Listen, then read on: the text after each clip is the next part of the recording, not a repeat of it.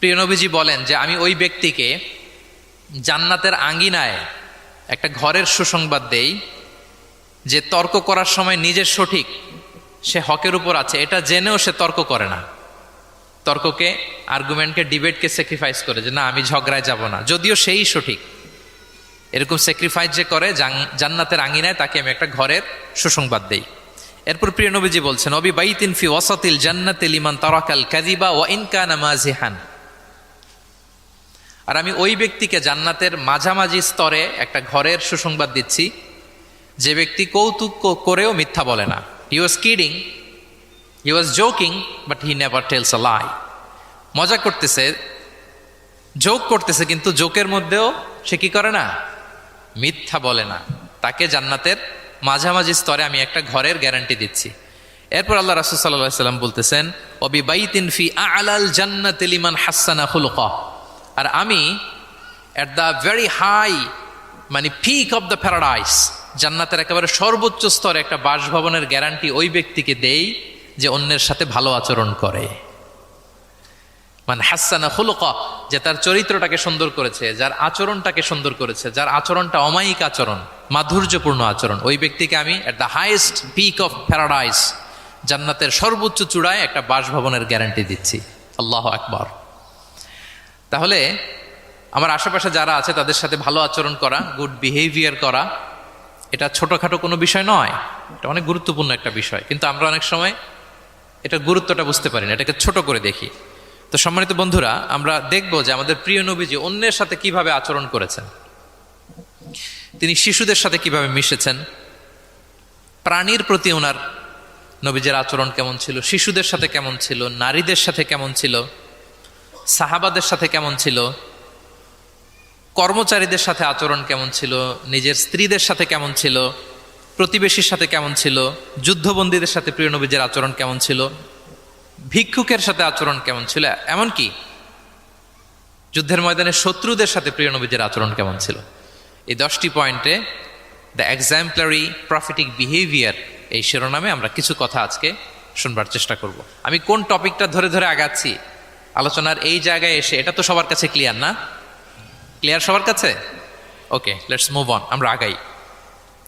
আমরা শুরুতে একটু দেখার চেষ্টা করি যে পশু পাখি প্রাণী, এই প্রাণী জগতের প্রতি প্রিয় নবীজির আচরণ কেমন ছিল। প্রিয় নবী যে প্রাণীদের প্রতি খুব দয়াদ্র ছিলেন, তার বায়োগ্রাফিতে, জীবনীতে এরকম অসংখ্য নজির পাওয়া যায়।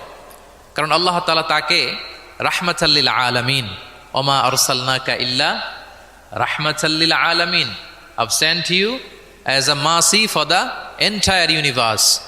আল্লাহ বলছেন আমি গোটা বিশ্বের জন্য, সবার জন্য আপনাকে ব্লেসিংস এন্ড মার্সি করে প্রেরণ করেছি।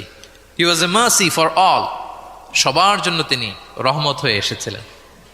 মানুষের জন্য যেমনি রহমত, ম্যানকাইন্ড, জিনদের জন্য তিনি রহমত, জিনকাইন্ডের জন্য, ইভেন অ্যানিমালস, প্রাণীকুলের জন্য তিনি রহমত হয়ে পৃথিবীতে এসেছেন। মানুষের প্রতি তিনি যেমনি দয়া দেখিয়েছেন, প্রাণীদের প্রতিও দয়া দেখিয়েছেন। ছোট্ট একটা হাদিস দিয়ে শুরু করি। আমরা রাসূল সাল্লাল্লাহু আলাইহি ওয়াসাল্লামের এই এক্সাম্পলারি প্রফেটিক বিহেভিয়ার, এটা through the lens of Sira and through the lens of সুন্নাহ, সুন্নার পরতে পরতে, রাসূল সাল্লাল্লাহু আলাইহি ওয়াসাল্লামের সিরাতের পরতে পরতে আমরা দেখবার চেষ্টা করব যে তিনি কেমন আচরণ করতেন সবার সাথে। একবার তিনি একটা খেজুর বাগানে প্রবেশ করলেন মদিনাতে।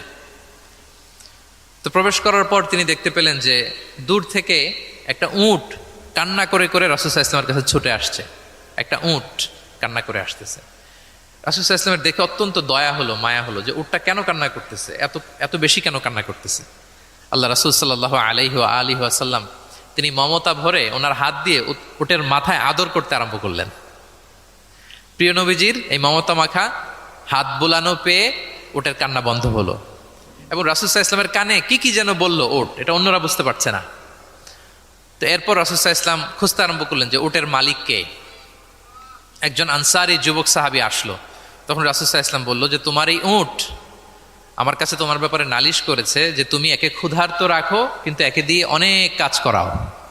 তুমি কি বোবা, এই নিরীহ প্রাণীটার ব্যাপারে আল্লাহকে ভয় করো না? কিয়ামতের দিন এটাই তোমার জাহান্নামের কারণ হয়ে যেতে পারে। খবরদার, এই নিরীহ প্রাণীটার ব্যাপারে তুমি আল্লাহকে ভয় করো।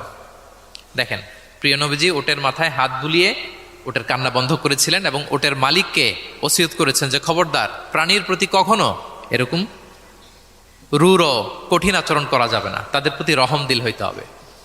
এভাবে আপনি সিরাতের পরতে পরতে অনেক ঘটনা পাবেন। আজকের এই সংক্ষিপ্ত পরিসরে এত এত রেফারেন্স হয়তো আমার উল্লেখ করা সম্ভব হবে না, এবং অ্যারাবিক টেক্সটগুলো বলে বলে অর্থ করে শোনানো অনেক সময় লেগে যাবে। আমি শুধু মূল কথাগুলো, বুলেট পয়েন্টসগুলো আপনাদের সাথে শেয়ার করবার চেষ্টা করবো ইনশাআল্লাহ বিইذনিল্লাহ। এই যে প্রাণীর প্রতি দয়া, ইসলামের একটা মূলনীতি হচ্ছে মুমিনের জীবনের প্রতিটি কাজে ইহসানের পরশ থাকতে হবে। আল্লাহ তাআলা আমাদের সব কাজে ইহসানকে আবশ্যক করেছেন। আল্লাহ রাসূল সাল্লাল্লাহু আলাইহি সাল্লাম বলেছেন যে ফাইদা কতালতুম ফাআহসিনুল কিতলা, কাউকে হত্যা করতে হলেও ইহসানের সাথে হত্যা করতে হবে। ধরুন যে অপরাধের কারণে আদালত কর্তৃক সাব্যস্ত হলো যে একজন মৃত্যুদণ্ড প্রাপ্ত আসামি, তো তাই বলে কি আপনি যা ইচ্ছা তার সাথে করতে পারবেন? তার নাক কেটে ফেলা, কান কেটে ফেলা, তার অঙ্গহানি করা, এলোপাতারি ছুরিকাঘাত করা করতে পারবেন না। ইদা কতালতুম ফাআহসিনুল কিতলা, এটাও ইহসানের সাথে করতে হবে। দেখেন, হত্যার মতো একটা কাজ ইহসানের সাথে করতে হবে। ওয়া ইদা যাবাহতুম ফাআহসিনুয যাবহা, প্রিয় নবীজি বলেন তোমরা যখন জবেই করবে, কুরবানি করবে, এখানেও ইহসানের সাথে করবে। আল্লাহু আকবার। করতেছি জবাই, করতেছি কি বলেন সবাই আমার সাথে, করতেছি কি জবাই। তার মানে প্রাণীটাকে তো মেরেই ফেলতেছি, কিন্তু প্রিয় নবীজি বলেন এই জবাই করার ক্ষেত্রেও ইহসান করতে হবে। এত সুন্দরভাবে দ্রুত তার গলায় ছুরি লাগাতে হবে যাতে কয়েক সেকেন্ডের মধ্যেই জবাইয়ের কাজটা হয়ে যায়। আপনি ইচ্ছে মতো এলোপাথারি তাকে ছুরি দিয়ে কষ্ট দিতে পারবেন না। মুমিনের প্রতিটি কাজে যেন ইহসানের পরশ থাকে।